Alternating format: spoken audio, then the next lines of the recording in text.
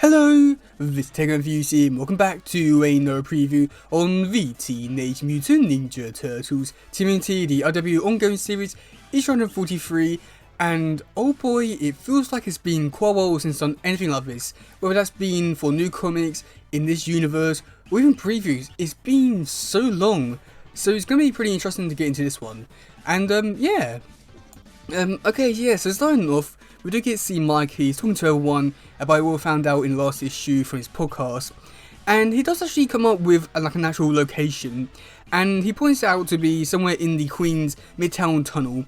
Now, I'm not too sure if that's like a real place or not, but you know, if it is a real place, I do find it to be pretty interesting and stuff like that. And then we do go into the next page where I do get to see everyone thanking him and like, being quite proud of him. But I do get to see Koya. She's after her old way, shall we say, and she's asking like why we're doing this.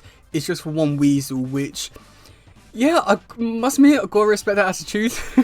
But we do get to see Angel. She's coming back with Jenica, and we don't really get to see too much of this bit here.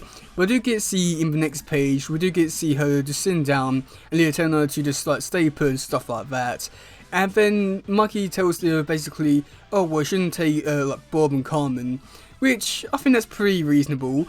However, in the following pages, we do get to see Leo take the weasels with him, so I don't really know how much of a good leader he really is, so yeah, I don't know if that's stupid or not, but we do get to see that. We do get to see Leo thanking Mikey for making a few decisions, so I don't know if this could be leading up to that 2020 TMT issue they did release like a few years ago. I doubt it, but I do find it pretty interesting when doing stuff like this. So yeah.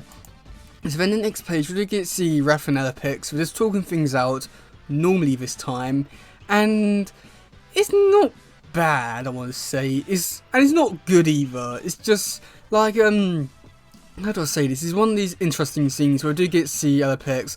She's really at her lowest, and she's saying that she's sorry for stuff and stuff like that. And she also like finding it really difficult for starting a new clan. And we do get to see Raph, he's also apologising for like basically going along with the Shredder and working with him, which, you know, it's understandable and it's good that he's apologising for his mistakes.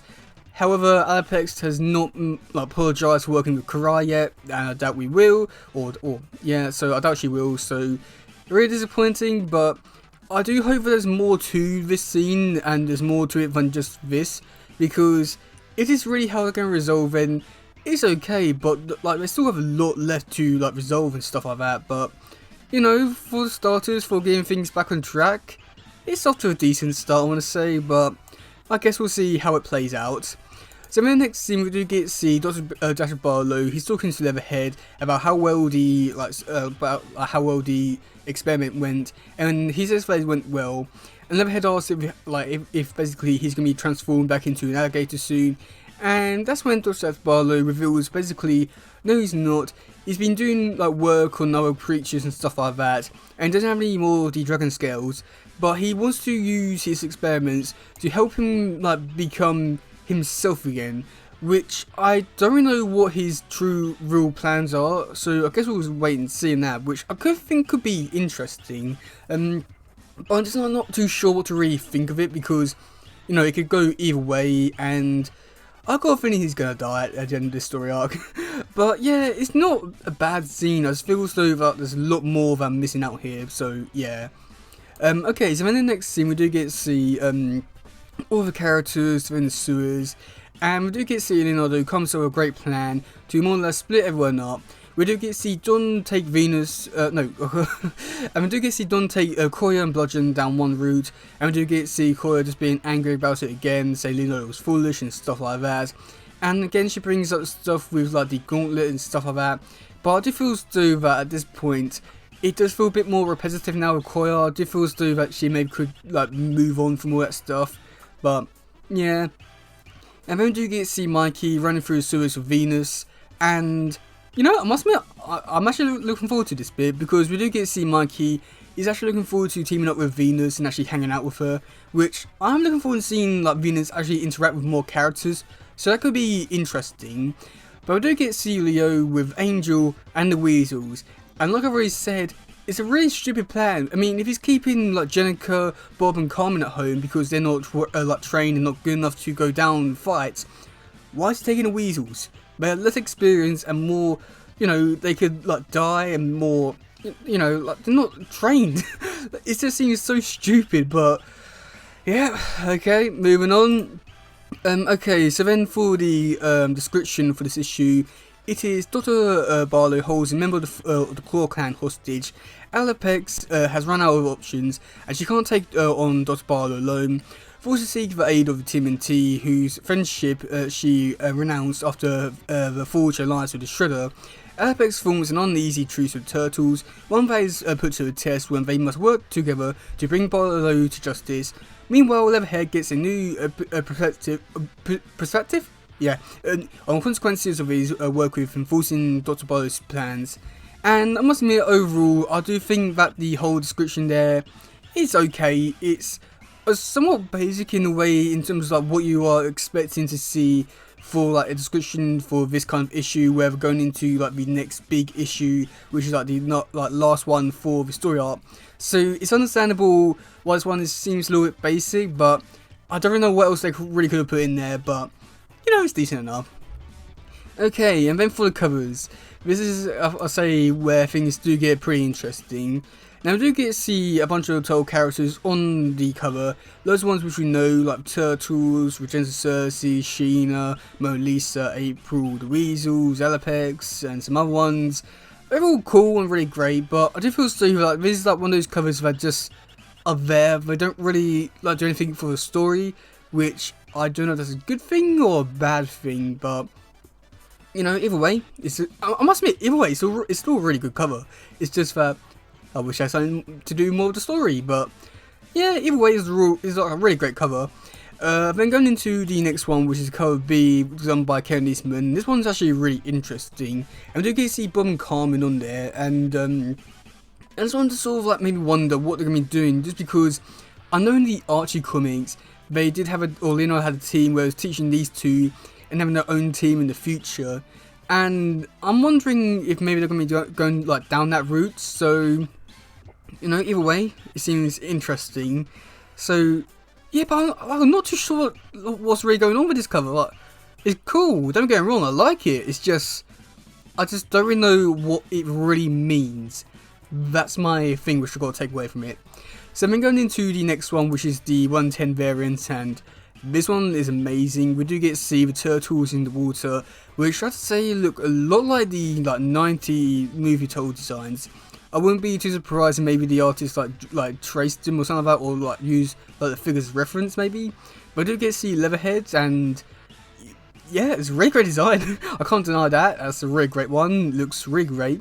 We'll have to see these artists come back and do like a full issue, because with the artwork for the Turtles, it made me wonder what their art style would be like for a full issue. If it would be like more like the 90 designs that I have here, or like a new design. But we do have it in black and white, which is for the 125, and yeah, it's there. It's not really that creative. It's just black and white. But I do have the, I think it's 150, which is the one Kevin Eastman one, which yeah, it's black and white. Don't know too much to really say about it. It's there. But then going into the next one, this one's a really interesting one. We do have one done by Jim Lawson, and if you don't know, Jim Lawson is a, you know, he's a TMNT icon, I want to say. He's doing so many Turtle stuff, and he's almost a TMNT legend, I want to say. And it's really great to see him come back and doing like Turtles in this art style, and yep, they still look great as ever.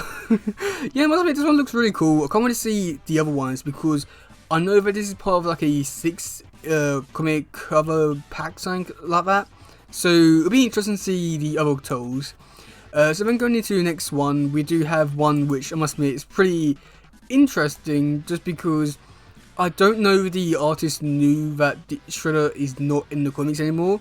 Either way, the cover is still really amazing, really great to see Shredder. And also, I must admit, the colours do look really great. I do like the blue tint on some of the armor, that looks really amazing. But seeing Shredder with all the Turtle weapons, it is giving me a lot of Last Ronin vibes, which Yeah, that could be good or bad, but I must admit overall this one is pretty cool. And you've seen like all the like tall bandanas on him. Again, amazing. So then going into the next one. Now this one was one which I was surprised at, just because at first I didn't really think too much of it. But when I was looking into this one, it gets really interesting.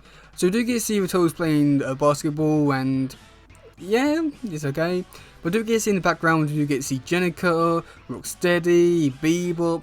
And when I first looked at this cover, I didn't really see those things, and it's like one of these covers where like the more I looked into it, it's like, oh my god, I got that and that and that, and I feel like I'm still missing references, but yeah, it's still pretty cool. So then for the next one, it is in black and white, almost, but there's still like some cover, and I must admit all the shading looks really great here. Yeah, I have nothing really to say about it. It's there, it's cool. So then for the next one, we do have this amazing picture of Casey Jones. Oh my god, this one looks amazing.